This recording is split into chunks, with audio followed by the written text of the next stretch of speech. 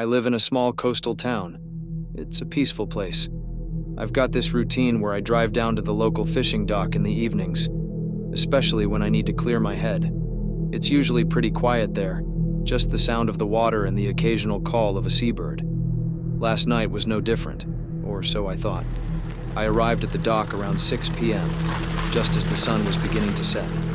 The sky was a beautiful mix of oranges and purples, casting a serene glow over the water. I parked my car, grabbed my fishing gear, and headed towards my usual spot. But as I was setting up, I noticed someone standing at the far end of the dock. He was just standing there, staring out at the water. He was dressed in nice clothes, much nicer than you'd expect for someone hanging out at a fishing dock. A tailored jacket, clean dress pants, and polished shoes. It was odd, but I didn't think too much of it. Maybe he was just a city guy taking a break. After a while, he started walking towards me. At first, I thought he was just passing by, but then he stopped right next to me.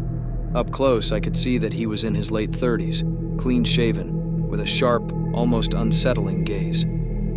"Evening," he said, his voice calm and measured. "Evening," I replied, trying to be polite. He hesitated for a moment, then asked, "Do you know any place nearby where I could stay for the night? I'm not from around here." That's when I felt the first twinge of unease. There are plenty of inns and motels in town, so it seemed odd that he'd be asking someone on a fishing dock. But I didn't want to be rude. "There's a motel about a mile down the road," I said, pointing in the general direction. "Shouldn't be too hard to find." He frowned slightly. "I don't have any money on me.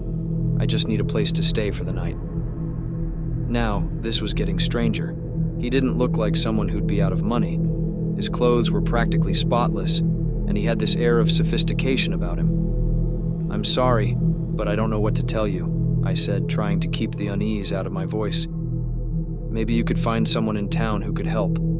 He didn't move, just stood there staring at me. "Could I stay at your place? Just for the night. I won't be any trouble." Every alarm bell in my head was going off now. There was something seriously off about this guy. I mean, who goes around asking strangers to stay at their place, especially when they look like they could afford a hotel room? "Look, man, I'm not comfortable with that," I said, trying to sound firm. "I think you should try the motel." He didn't respond right away, just kept staring at me with those piercing eyes. Then, almost too calmly, he said, "Please, I really need a place to stay." I backed away slightly, gripping my fishing rod like it was some kind of weapon. "I'm sorry, but no." He took a step closer. "Please." That was it for me.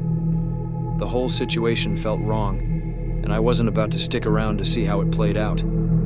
"Let me get my car keys," I said, trying to sound as casual as possible.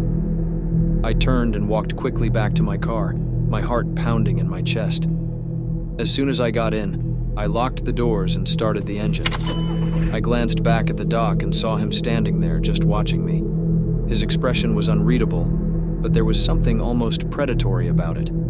I didn't wait to find out what he would do next. I floored the accelerator and sped out of there, not stopping until I was well away from the dock. Even then, I kept looking in the rearview mirror, half expecting to see him following me. When I got home, I locked all the doors and windows, double-checking each one. I couldn't shake the feeling that he was somehow still watching me. I barely slept last night, my mind racing with all the what-ifs. I don't know who that man was or what he really wanted, but I've never felt fear like that before. The whole encounter was so surreal, like something out of a nightmare. I'm not sure I'll be going back to that dock anytime